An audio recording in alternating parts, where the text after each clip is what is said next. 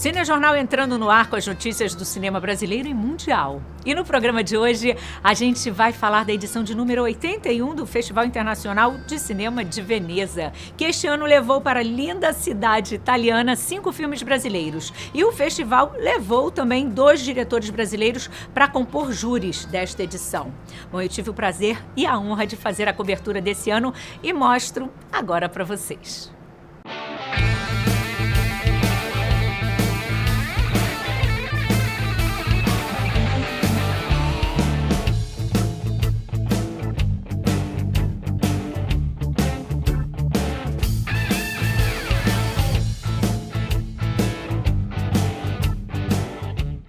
O Festival de Cinema de Veneza chegou à sua edição de número 81 agora em 2024. O festival faz parte da Bienal de Veneza, que inclui ainda eventos de arquitetura, dança, música, teatro e artes visuais, de 2 em 2 anos. A única atividade que acontece anualmente é a de cinema. A curiosidade aqui é que o Festival de Cinema acontece no Lido, que é a ilha mais próxima daqui de Veneza. Fica a 10 minutos da Praça San Marco de Vaporetto, que é o transporte usual aqui por essas bandas.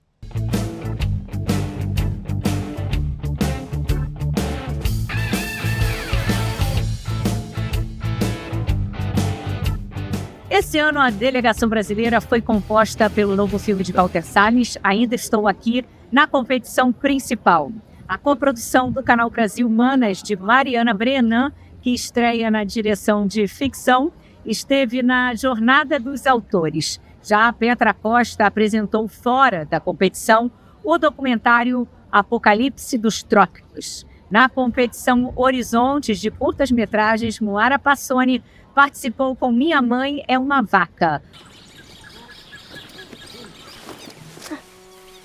Nada. Ô, Mia! Cadê o Bruno? Caramba, já pra ele estar aqui. Abre o portão pra gente, fazendo um favor. Para mim tem um significado super importante estar com Minha Mãe é uma Vaca aqui nesse Festival de Veneza. Tanto pela presença brasileira, que é muito incrível e potente no festival, quanto também pela possibilidade de trazer o Pantanal para as telas, né? E o Pantanal, que assim, quando eu vivi essa experiência, quando eu era, sei lá, tinha 9, 10 anos de idade, era um Pantanal ainda que era a superfície mais alagável do planeta e é um lugar muito úmido, né? Tanto que o filme no começo chamava Wetlands, Terras Molhadas, e quando eu chego ali para filmar, eu começo a encontrar uma realidade em que até que as terras molhadas estão dando lugar cada vez mais às queimadas.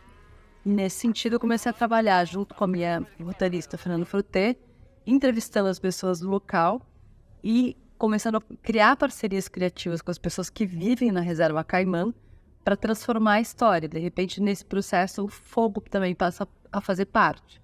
E eu acho que hoje em dia, para você entender o Pantanal, sem o fogo é muito difícil. Não controlaram nada, não. Tá feia a coisa aqui pra trás, ó. Os caras lascou com tudo. Perderam o controle do fogo. Acho que tem filmes incríveis, assim, né? Acho que tanto o filme do Walter Salles, o filme da Mariana Brenan, o filme da Petra Costa, Apocalipse nos Trópicos, no qual eu também tive a oportunidade de participar de uma colaboração especial, principal de roteiro e dirigindo algumas cenas. Então é como se, de alguma maneira, a gente, sei lá, estivesse vibrando novamente a energia do cinema brasileiro, a potência do cinema brasileiro. Quando eu cheguei nesse evento, a alguns metros do Congresso, eu não entendi bem o que eu estava testemunhando. Assim, noites de sono, muita ansiedade de ter nossa primeira exibição do Apocalipse dos Trópicos aqui em Veneza. Então, boa companhia, né? Um ano que tem 4 filmes brasileiros, 3 dirigidos por mulheres. Um deles de uma grande interlocutora minha, Moara Passoni, Minha Mãe é uma Vaca, Humana, da Mariana Brenan, e o Walter Salles, claro, que todo mundo antecipa. E a gênese desse filme, ele está em 2016, quando eu, com meu fotógrafo João Atala, fomos para o Congresso Brasileiro para tentar entender o que estava acontecendo com a democracia. E aí, quando a gente entrou lá, em vez de achar deputados falando sobre as questões do impeachment, a gente achou o pastor Cabo Daciolo, junto com muitas fiéis, pastor e deputado, abençoando cada mesa do Congresso e falando em línguas. Então eu cheguei para o pastor e perguntei: o que vai acontecer com a democracia brasileira? E ele me disse: a única certeza é que o governo de Deus vai se estabelecer no país. E em seguida ele me entregou a Bíblia e pediu que eu aceitasse Jesus no meu coração. Aquele momento foi um momento em que os meus olhos abriram para um fenômeno que eu não tinha consciência até então, que é esse casamento entre a religião evangélica, especialmente o fundamentalismo religioso evangélico, e a política que está se consolidando muito rapidamente no Brasil. E que diz respeito a cada um de nós, porque eu acredito que a nossa relação, pelo menos a minha relação com a democracia, é uma relação íntima com uma pessoa, um ente querido, né? É algo que é o chão onde eu piso. Então, se isso começa a se modificar, ou se transformar, ou rachar de alguma forma, nos implica intimamente, é quase um trauma nacional, né? Viver sucessivas crises democráticas, como nós tivemos a chance ou o azar de viver nos últimos anos do Brasil. Então, esse filme é um mergulho para tentar entender se ainda o quão firme está a parede que divide a religião e o Estado no Brasil. E o que o senhor acha que vai acontecer com a democracia brasileira? Na verdade, olha só, está declarado a queda do governo do ímpio. A nação brasileira está vivendo um momento novo. Eles não conseguem entender o que está acontecendo, porque a guerra não é contra homens, a guerra é espiritual. O filme é uma investigação, tem uma outra camada. O filme tem 3 camadas, eu acho. Uma camada do cinema direto, que acompanha a política brasileira nessa mistura e nesse casamento com a religião evangélica. Uma outra camada é uma investigação através dos milênios de como o significado e a interpretação dessa palavra apocalipse foi mudando para os cristãos e como isso influencia diretamente a política. Existem grupos que rezam pelo fim do mundo, que esperam que o fim do mundo se antecipe para antecipar a volta de Jesus. Isso era algo que eu não imaginava, que eu não sabia. Mas apocalipse também tem um outro significado. Em grego, a palavra apocalipse significa revelação, tirar um véu para ver a realidade que nos confronta todos os dias de outra forma. Eu espero que que o filme seja um convite para isso. Cantai a tua vontade, boa, perfeita e agradável neste lugar. Nós queremos clamar em nome de Jesus. Todos os meus filmes são, de certa forma, sobre o trauma e a representação. E o trauma, no caso desse filme, é o trauma pessoal. Eu, enquanto cidadã, senti a fragilidade da minha democracia. A democracia não como algo abstrato, mas quase como um ente querido. Algo que eu nasci acreditando que era o sol onde eu pisava. E me defrontar com isso, com a possibilidade de perdê-la, de perder não só um sistema político, mas a visão de um futuro, a crença de que o amanhã pode ser melhor do que o hoje. Isso é tão doloroso quanto perder uma pessoa muito próxima. E acho que muita gente no mundo hoje se confronta com essa dor existencial. Ao mesmo tempo, a representação. A gente vê a representação tanto da política quanto da religião acontecendo de várias formas. E o que se revela na relação entre o pastor Silas Malafaia e o Bolsonaro tem muito de representação. Como o Bolsonaro representa o papel de escolhido, do Messias, e como o Malafaia orienta o Bolsonaro nessa representação, é algo que o material nos evidenciou. O Congresso, nessa sala, promulgou uma das constituições mais progressistas do planeta. Afastou 2 presidentes e votou para chancelar o início, e depois de 21 anos, o fim de uma brutal ditadura militar.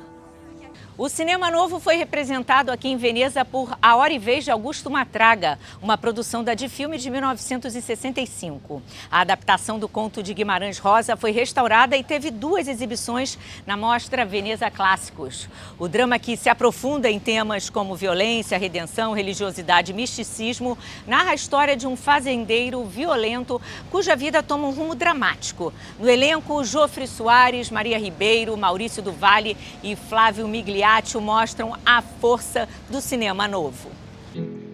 Vou por onde você me levar, bichinho valente.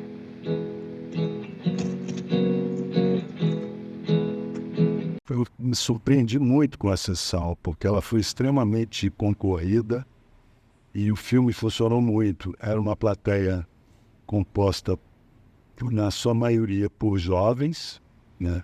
O Festival de Veneza faz um trabalho junto às escolas de cinema da Itália para levar os estudantes de cinema para assistir os grandes clássicos.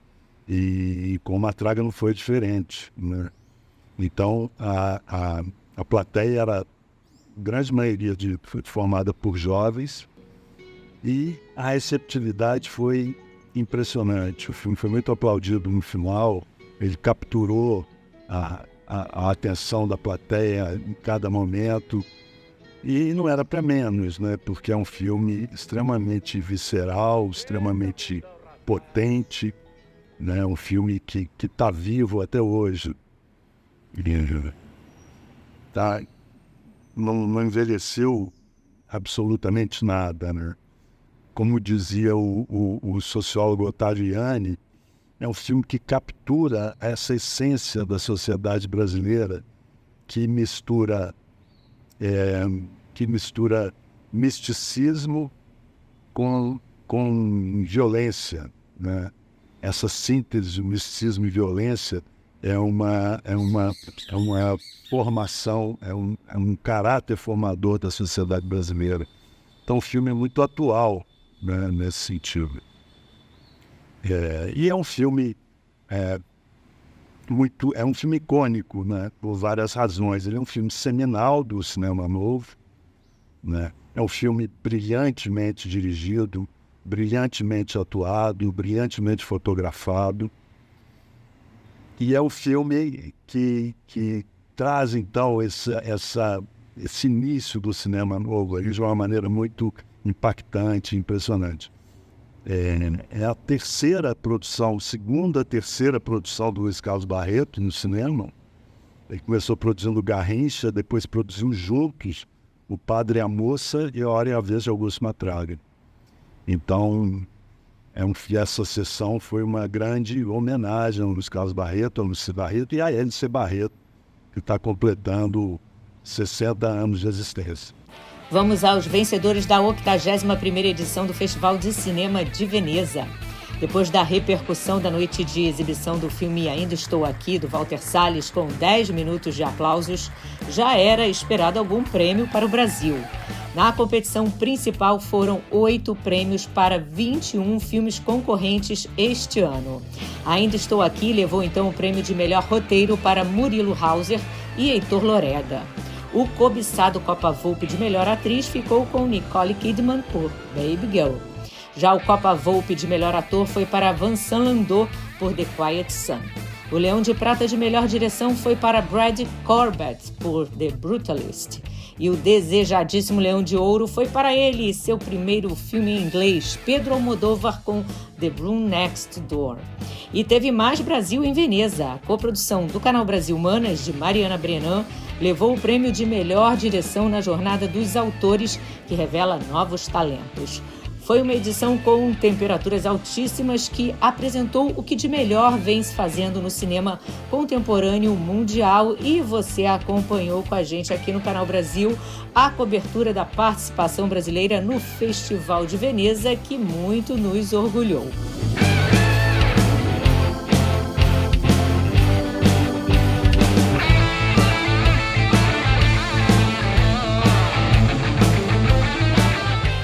Fim do nosso precioso tempo de hoje. Amanhã eu volto com outro Cinejornal feito especialmente para você. Um beijo e tô te esperando.